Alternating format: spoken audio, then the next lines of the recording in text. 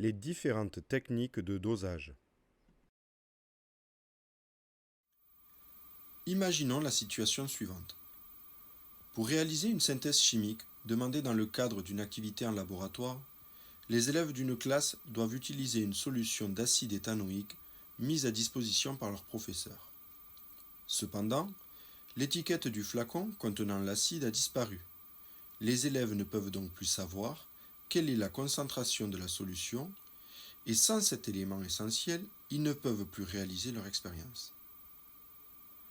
Pour pouvoir poursuivre leur activité, les élèves doivent retrouver la concentration en acide éthanoïque de la solution contenue dans le flacon.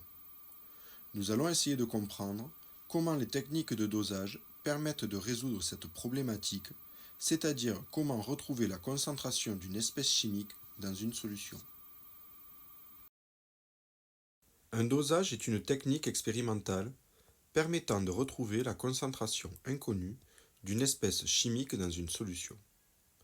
On distingue deux grandes catégories de dosage, les dosages par titrage, les dosages par étalonnage. Nous allons ici nous intéresser au dosage par titrage. Un dosage par titrage direct est une technique de dosage mettant en jeu une réaction chimique. La réaction de titrage doit être quantitative, c'est-à-dire totale, rapide et unique. Intéressons-nous au cas particulier de nos élèves et du dosage de l'acide éthanoïque qu'ils doivent réaliser. Pour réagir avec l'acide, nous allons choisir une base forte, à savoir la soude, aussi appelée hydroxyde de sodium. Il faut donc, avant même d'envisager le dosage, écrire l'équation chimique de la réaction qui aura lieu entre l'acide et la base. L'acide éthanoïque appartient au couple acido-basique CH3COH, CH3CO-. Le couple correspondant à l'hydroxyde de sodium n'est autre que H2O, HO-. L'acide éthanoïque, CH3COH, va donc réagir avec la base du second couple, à savoir HO-. L'équation de la réaction acido-basique qui aura lieu est donc CH3COH réagit avec HO- pour donner CH3CO- et de l'eau. L'espèce chimique dont on cherche la concentration, ici CH3COH, est appelée espèce titrée ou dosée. L'espèce chimique qui permet de réaliser le dosage et dont on connaîtra la concentration dès le départ est appelée espèce titrante, à savoir HO-. Pour réaliser un dosage par titrage, on utilise toujours le même montage expérimental. Ce dernier est à connaître par cœur dans le cadre du baccalauréat. Dans un bécher, à l'aide d'une pipette jaugée, on verse un volume défini et connu de la solution titrée, c'est-à-dire de la solution dont on cherche la concentration. À cette solution titrée, on ajoute quelques gouttes d'indicateur coloré. On maintient notre solution homogène à l'aide d'une agitation magnétique. Au-dessus du bécher se trouve la burette graduée qui va contenir l'espèce titrante. Cette dernière est maintenue à l'aide d'une potence munie d'une noix et d'une pince. Enfin, la sonde d'un appareil de mesure, qui peut être un pH-mètre ou un conductimètre, est plongée dans la solution titrée du bécher afin de pouvoir réaliser les mesures nécessaires tout au long du dosage. Je vous invite à mettre à présent cette vidéo en pause afin de lire les précautions supplémentaires à prendre au cours de la manipulation et qui sont écrits sur cette diapositive. Une fois le montage effectué, il convient de repérer, soit dans l'énoncé du sujet du problème qui vous est soumis, soit dans la description du protocole expérimental proposé, les caractéristiques suivantes de la solution titrée et de la solution titrante. Pour la solution titrée, contenue dans le bécher, on note le volume prélevé avec la pipette. Cependant, on ne connaît pas sa concentration, dont le calcul est le but du dosage. Pour la solution titrante, contenue dans la burette, on note sa concentration, que l'on connaît avec précision. Cependant, on ne connaît pas le volume qu'il va falloir verser de cette solution pour que toute l'espèce titrée ait réagi avec l'espèce titrante. C'est l'expérience qui va permettre de déterminer ce volume, appelé également volume à l'équivalence. Pour mieux comprendre, revenons au cas particulier de nos élèves et du dosage de l'acide éthanoïque qu'ils doivent réaliser. Ici, l'espèce titrée est l'acide éthanoïque. Nous recherchons à l'aide du dosage sa concentration, notée Ca, le volume prélevé avec la pipette jaugée puis placé dans le bécher est quant à lui connu, à savoir Va égale 10 ml. On a ajouté quelques gouttes de phénylphtaléine comme indicateur coloré. La solution titrante est quant à elle la soude. Sa concentration, Cb, est égale à 0,2 mol litre-1 et est parfaitement connue. Nous cherchons quel volume à l'équivalence Ve doit être versé pour que tout l'acide éthanoïque réagisse selon l'équation que nous avons vue précédemment, à savoir CH3COH plus HO-, réagissent ensemble pour donner CH3CO- plus H2O. Ce volume nous est donné par l'expérience. Nous allons à présent réaliser le dosage par titrage de la solution d'acide éthanoïque. Afin de suivre l'évolution de notre réaction et pour pouvoir déterminer l'équivalence, c'est-à-dire le moment où toute la solution titrée sera consommée par la solution titrante versée, nous allons faire appel à deux méthodes. Le suivi colorimétrique, grâce à l'indicateur coloré, et le suivi pH métrique, grâce au pH mètre. Pour débuter le dosage, on ajoute à l'aide de la burette 1 ml de la solution titrante, ici NaOH, à la solution titrée contenue dans le bécher, ici CH3COH. On laisse alors l'agitation magnétique homogénéiser l'ensemble. La réaction chimique a démarré dans le bécher et on peut déjà mesurer une première valeur de pH correspondant au millilitre de solution titrante versée. Le pH qui au départ était de 2,52 est à présent de 3,36.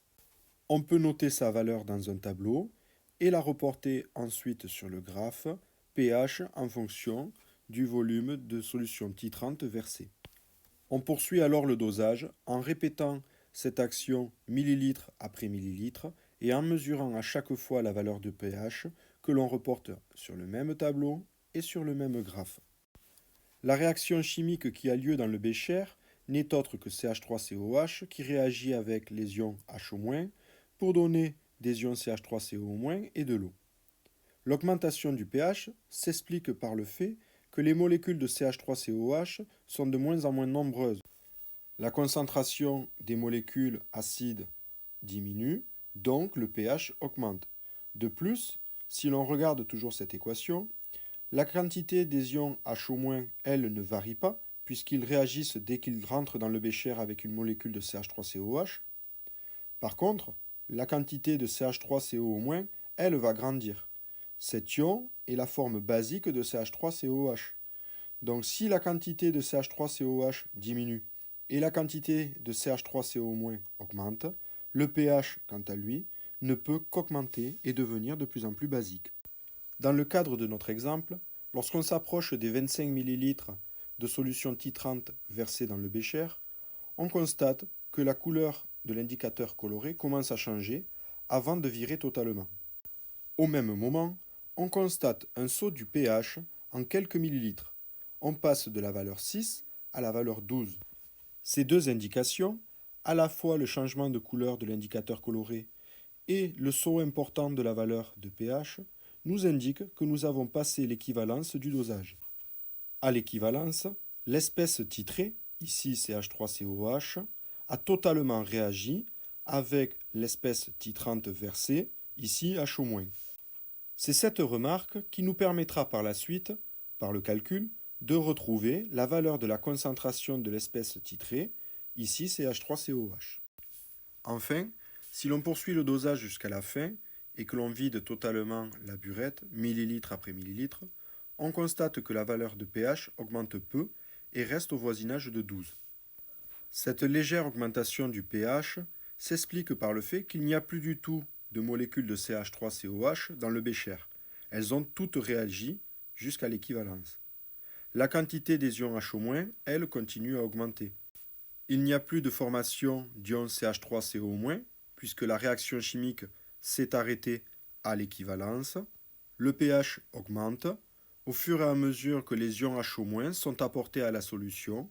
Nous allons à présent nous intéresser à la façon dont nous allons pouvoir exploiter ces résultats pour calculer la concentration de l'acide éthanoïque, c'est-à-dire de l'espèce titrée, contenue dans le bécher. Une fois l'expérimentation terminée, on cherche à déterminer précisément le volume à l'équivalence.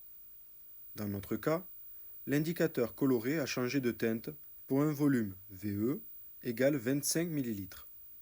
De plus, on constate sur le graphe de suivi pH métrique qu'un saut de pH a bien eu lieu autour de 25 ml. Pour exploiter au mieux cette courbe, il existe deux techniques, la méthode des tangentes et la méthode de la courbe dérivée. La première méthode pour exploiter ce graphe et trouver le volume à l'équivalence est la méthode de la courbe dérivée. À l'aide d'un logiciel informatique, on trace, comme nous l'avons fait, la courbe de suivi pH métrique, pH en fonction du volume de solution titrante versée. Ici, la courbe en bleu. Puis on demande au logiciel d'ajouter la courbe dérivée, la dérivée du pH sur la dérivée du volume versé, en fonction du volume versé. Pour nous, la courbe en vert. On obtient alors un pic correspondant au volume versé à l'équivalence VE. Ici, le volume à l'équivalence est donc VE égale 25 ml. La méthode des tangentes est une méthode graphique pour déterminer le volume à l'équivalence VE du dosage. On trace dans un premier temps la tangente à notre courbe au début du saut de pH. Puis, on trace une deuxième tangente à la courbe à la fin du saut de pH parallèle à la première. Par la suite, on trace deux droites perpendiculaires à ces deux tangentes et situées à l'extérieur du saut de pH. On obtient un rectangle. Pour déterminer à présent le volume à l'équivalence, on trace la droite passant par le milieu des deux derniers côtés du rectangle dessiné. On obtient ici le même volume à l'équivalence que par la méthode précédente, c'est-à-dire la méthode de la dérivée, à savoir un volume à l'équivalence VE égale 25 ml. À présent, nous allons exploiter la mesure du volume à l'équivalence pour calculer la concentration de la solution titrée d'acide éthanoïque. À l'équivalence, nous avons la relation suivante. La quantité de matière de l'espèce titrante, ici H-, qui est égale à la quantité de matière de l'espèce titrée, ici CH3COH. En effet, à l'équivalence, CH3COH a totalement réagi avec H-. De plus, nous savons que la quantité de matière est égale au produit de la concentration molaire par le volume. Dans notre cas, nous avons donc la relation à l'équivalence suivante. La concentration de la solution titrante fois le volume à l'équivalence, Cb fois Ve, qui est égal à la concentration de la solution titrée fois le volume que nous avions versé au départ dans le bécher, Va, c'est-à-dire Cb fois Ve, qui est égal à Ca fois Va. Pour retrouver la valeur de la concentration de l'espèce titrée, Ca, nous utilisons donc la formule Ca, qui est égale à Cb fois Ve, divisé par Va. Une fois le calcul effectué, nous trouvons donc que la concentration de l'acide éthanoïque titré est de 0,5 mol litre-1. Il existe donc un troisième type de suivi pour un dosage par titrage. Il s'agit du titrage par suivi conductimétrique. Un titrage conductimétrique peut être envisagé lorsque la réaction support du titrage fait intervenir des ions. Le pH-mètre est remplacé par un conductimètre. Ce dernier mesure la conductance de la solution en fonction de la concentration des ions présents dans le bécher. Pour une solution contenant les ions Xi en concentration Xi, la conductivité, sigma, s'exprime par la relation sigma égale la somme des lambda I Xi, où les lambda I désignent les conductivités molaires ioniques exprimées en Siemens mètre carré mol-1. Ces conductivités molaires sont données généralement dans l'énoncé de l'exercice ou dans le protocole de l'expérience. Les concentrations Xi sont les concentrations molaires de tous les ions en solution exprimé en mol.mètre-3.